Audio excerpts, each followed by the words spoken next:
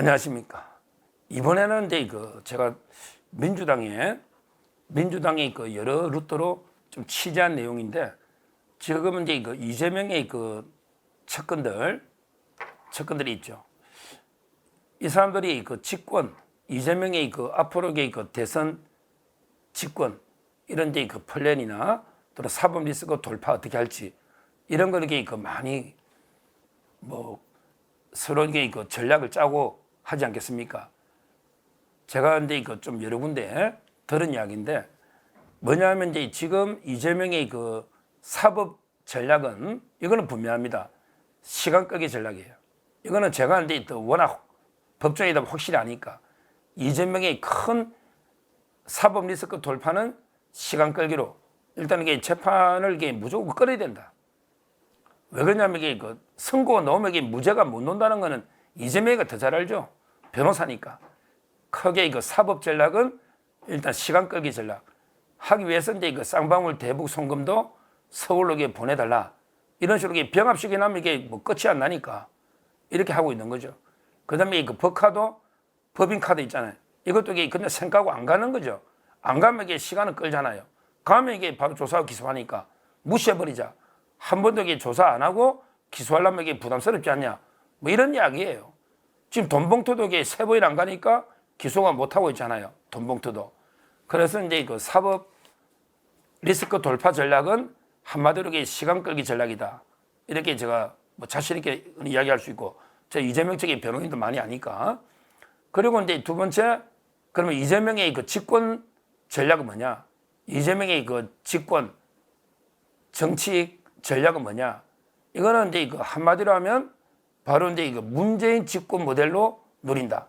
이 이야기를 듣고 제가 엄청나게 충격을 받았습니다. 이재명이 측근한데 당신에게 다음에 대통령 어떻게 되려 하냐? 이랬더니 하는 말이, 우리는 이제 문재인 집권 플랜으로 갑니다. 제2의 문재인 집권 모델, 이걸 노리는 거예요. 그래서 여기 문재인 집권 모델이 뭐냐? 이걸 제가 곰곰이 생각을 해봤어요. 요즘 이게 제 화두입니다. 화두. 이재명이가 문재인 집권 모델로 간다는데 그게 뭔가? 생각해 보니까 이게 딱 그거죠. 문재인이가 어떻게 대통령이 됐습니까? 문재인이가 제일 먼저 1단계로 가짜뉴스를 퍼뜨리면서 탄핵을 했잖아요. 가짜뉴스를 쫙 퍼뜨리면서 민노총이나 손잡고 박근혜 대통령에게 끌어내리는 탄핵을 했잖아요. 이게 문재인이가 집권할 때 가장 중요한 1단계가 탄핵이었잖아요. 그리고 이제 탄핵이 되다 보니까 어떻게 됐습니까? 바로 이제 탄핵이 된 정당의 후보는 들러리 후보죠. 그때 후보가 홍준표가 나왔죠. 홍준표가. 근데 이미 탄핵된 정당에서 국민들이 그 후보를 찍을 사람이 없잖아요. 탄핵된 정당의 후보는 어차피 경쟁력이 약할 수밖에 없지 않습니까? 예를 들어 윤 대통령이 탄핵이 됐는데 국민의힘에 누가 놓든, 오세훈이든 한동훈이든 홍준표든 누가 놓든 아무래도 탄핵된 정당을 또 국민들이 잘 안 찍거든요. 들러리 후보가 여당이 탄핵된 당에서 논다 이거죠. 그리고 나서 이제 세 번째, 자기는 무혈 입성이죠. 검증도 없이 무혈 입성하는 거야. 이게 중요합니다. 원래 문재인이가 대통령 감이 됩니까?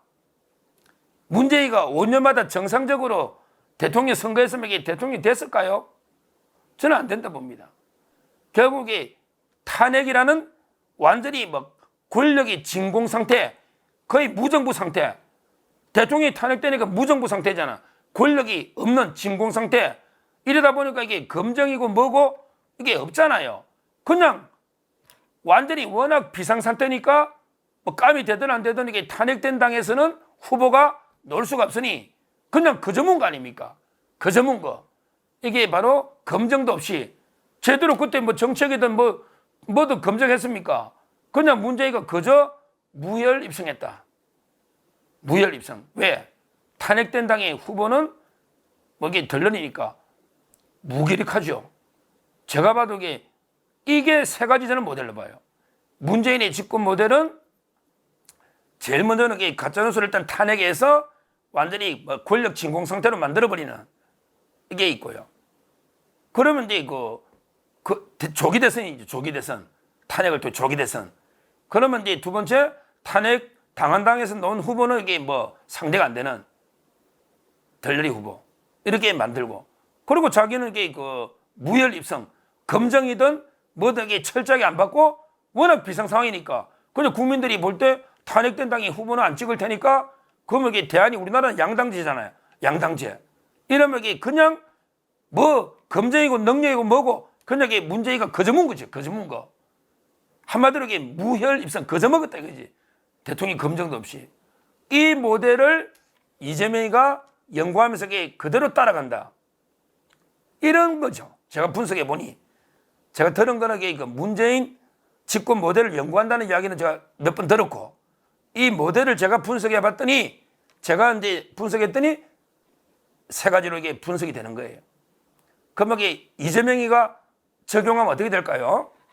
이재명 입장에서는 이제 첫째는 탄핵밖에 없어요. 이제는 이제 탄핵밖에 없어요. 아마 이게 구체적으로 정청래가 이제 탄핵 청문회하고 이게 장난 같아도요. 장난 같아도 이게 막 특검하고요. 하다 보면 이게 뭐가 놀지 모릅니다. 이 순진하게 최상민 특검하다 보면 뭐가 이게 놀지. 왜 없으면 이게 가짜뉴스 꿈에서라도 만들어낼 겁니다. 박근혜 대통령이 사유가 있어 탄핵됐나요? 근데 이게 가짜뉴스를 꾸며낸단 말이에요.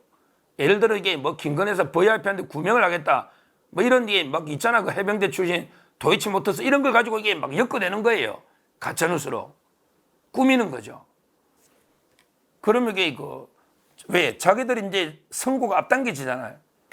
조국도 이제 이해관계가 일치하지만 이재명의 선고가 지금 이게 10월 달에 막 선고가 쏟아지잖아요. 선거법이든 위정교사든. 그러니까 이제 항소심 대법원 가도 이게 조희대 대법원장부터 다 바뀌니까. 그러면 이게 내년 초에는 이게 결과가 막 넣어버리잖아. 그러면 이재명으로서는 이게 손 한번, 힘 한번 못 써보고 그냥 이게 끝날 수는 없잖아요. 정치생명이 끝나는 거예요, 그냥. 대법원에 딱 선고되는 순간에 앞으로 피선거권이 5년간 박탈되면 이재명은 이게 선거 못 해보고 힘만 못 쓰고 정치생명이 완전히 끝나는데 그게 그렇게 순순하게 이걸 받아들일까요? 하다못해 이 개딸들이 쿠데타라도 하려 하지 순순하게 5년간 재판 받아가기에 피선거권 받아들일까요? 그냥 저는 아닌다 봅니다. 수단 방법 안 가리고 이게 무슨 짓이라도 할 놈입니다. 이재명은. 그래서 저는 이재명이 재판 속도가 빨라지고 하면서 자기도 이게 3년은 너무 길다. 3년은. 그래서 이제 실제 탄핵을 노릴 겁니다. 최소한 이게 의결할 겁니다. 의결매도 막 나라가 대운동이 오죠. 의결은 지금도 합니다. 3분의 2 하거든요. 의결은 한번 시도해 볼 수 있는 거예요. 왜 과반이 발의하니까 의결에 8명만 이탈하면 의결되는 거 아닙니까? 그러면 이게 헌재가면 개판 나라가 되면 이래야지 이재명이도 살 국리가 있지. 나라가 이게 평온하게 흘러가면 대법원에서 평온하게 이재명이 사법 리스크를 날려버리면 안 되잖아요. 그래서 저는 이재명도 어떤 식으로든 무리하더라도 탄핵 의결까지는 실제 할 가능성이 상당히 높다. 왜? 그게 유일하게 지 사는 길이니까. 이렇게 보는 거예요. 그러면 이제 탄핵만 만약에 된다면 어떻게 됩니까? 그러면 이게 국민의힘의 대통령이 탄핵되니까 국민의힘에 누가 넣어봤자 탄핵당에 국민들이 찍겠냐? 아까처럼 이게 오시영이든 홍준표든 원희룡이든 한동훈이든 누가 넣어도 이게 덜러리 후보 아니냐? 이미 탄핵된 당에 또 권력을 또 주진 않을 거 아니냐? 이렇게 보고요. 그러면 이제 야당에서 네 밖에 더 있냐? 조국이는 들어갈 텐데 조국이 너무 늦어. 조국이는 이게 너무 빠르잖아. 대법원이니까. 조국이는 이게 대법 확정되면 이제 피선 아무것도 없거든요. 그러면 이게 지금 조국이 말고 누가 있습니까? 그러면 이걸 무혈 입성이랍니다. 무혈 입성.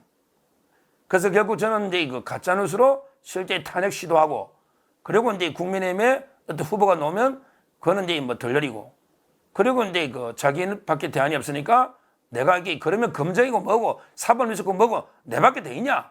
누가 들어가냐 그럼 대통령? 할 사람이 없지 않냐? 조국이도 없고 없잖아요.